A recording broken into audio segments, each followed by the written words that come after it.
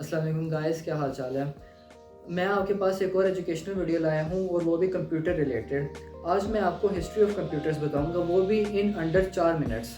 तो आइए इसका आगाज़ करते हैं। सबसे पहले हम अगर हिस्ट्री ऑफ कंप्यूटर्स जानना चाहते हैं तो हमें 1800s में जाना पड़ेगा, जहाँ पे एक मशहूर साइंसदान चार्ल्स कैबेज ने एक एनालिटिकल इंजन बनाया था। ये जो एनालिटिकल इंजन था, इसको हम एक प्रोग्रामेबल मशीन भी कह सकते हैं। तो एक तरह से ये फर्स्ट कॉन्सेप्ट था प्रोग्रामेबल मशीन का। इस वजह से हम चार्ल्स कैबेज को फादर ऑफ कंप्यूटिंग भी कह सकते हैं। फिर 1843 के अंदर एडा लवलेंस, जो कि एक मशहूर मैथमेटिशियन थी और एक फीमेल साइंटिस्ट थी, उसने 1843 के अंदर पहला एल्गोरिथम लिखा, जिसको हमारे रजब भट्ट भाई बड़े मज़े से एल्गोरिथम बोलते हैं। अब मैं आपको एल्गोरिथम के बारे में अगर बताऊं तो एल्गोरिथम एक स्टेप बाय स्टेप इंस्ट्रक्शन होती है एक प्रोग्राम को सॉल्व करने के लिए या एक टास्क को परफॉर्म करने के लिए, और ये कंप्यूटर साइंस के अंदर एक बहुत ही एसेंशियल टर्म है। फिर हम अगर आगे आएँ तो एडा लवलेंस, जिसके बारे में मैंने आपको भी बताया है, उसको हम एक तरह से पहला कंप्यूटर प्रोग्रामर भी कह सकते हैं। फिर 1930 के अंदर, जिस तरह मैंने अपनी पिछली वीडियो में बताया था एलन ट्यूरिंग के बारे में, उसने एक यूनिवर्सल मशीन बनाई थी जो कि फाउंडेशन है मॉडर्न कंप्यूटर्स की। ड्यूरिंग वर्ल्ड वॉर 2 उसने जर्मन एनिग्मा कोड को डिसाइफर किया था। फिर इस वजह से ही जर्मन का ये कोड डिसाइफर करने की वजह से ही जो ब्रिटिश था, ये वर्ल्ड वॉर या जो एलाइज थी, वो वर्ल्ड वॉर 2 जीत सकी थी एक्सेस के अगेंस्ट। आल्सो एलन ट्यूरिंग ने आईनेक और कोलोसस कंप्यूटर्स भी बनाए थे। अब अगर आप देखें तो पुराने ज़माने के अंदर जो कंप्यूटर्स हुआ करते थे वो काफ़ी बड़े हुआ करते थे, वो एक पूरे कमरे की स्पेस लिया करते थे।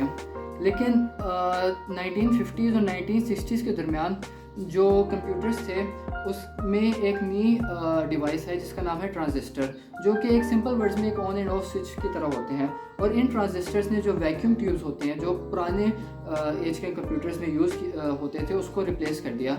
और चूंकि ट्रांजिस्टर्स का साइज़ बहुत छोटा होता था तो कंप्यूटर्स का भी साइज़ आहिस्ता आहिस्ता श्रिंक होने लग गया। और फिर फर्दर इंटीग्रेटेड सर्किट्स और different types of electronic chips आने की वजह से काफ़ी ज़्यादा कंप्यूटर्स का साइज़ और श्रिंक हो गया। इन 1970 पर्सनल कंप्यूटिंग और ऐसे कंप्यूटर्स जो कि आप अपने घर में भी रख सकते हैं वो आना शुरू हो गए। और इसी दौरान 1976 में स्टीव जॉब्स और स्टीवन वॉजनियाक ने अपने ही गराज के अंदर एप्पल, जो कि एक बहुत बड़ी कंप्यूटर्स के ऊपर कंपनी है, उसका आगाज़ किया। इसी दौरान 1980s में IBM भी वजूद में आई, जो कि एक सेकंड कंप्यूटिंग की बहुत बड़ी कंपनी है। फिर 1990s के दौरान कंप्यूटर्स का साइज़ और बहुत छोटा हो गया और लैपटॉप्स का भी इंट्रोडक्शन हो गया, जो कि आप कहीं भी कैरी कर सकते हैं। और इससे ही आपके पास पोर्टेबल कंप्यूटर्स या कैरी करने वाले कंप्यूटर्स का कॉन्सेप्ट आया। फिर 1991 में टिम बर्नर्स-ली ने वर्ल्ड वाइड वेब का आगाज़ किया, जो कि इंटरनेट की ज़ुबान में एक बहुत बड़ी कंट्रीब्यूशन है। वर्ल्ड वाइड वेब के ज़रिए उस ज़माने में लोग इंटरनेट ब्राउजिंग, जो कि आज भी करते हैं, और वेब ब्राउजिंग और लिंक शेयर वगैरह कर सकते हैं। और ये बहुत ही इंस्ट्रूमेंटल था इंटरनेट के आगाज़ के लिए। तो इसके साथ हम रैप अप करते हैं। अब बाकी इसमें तो वीडियो में हमने हिस्ट्री बताई थी कंप्यूटर्स का।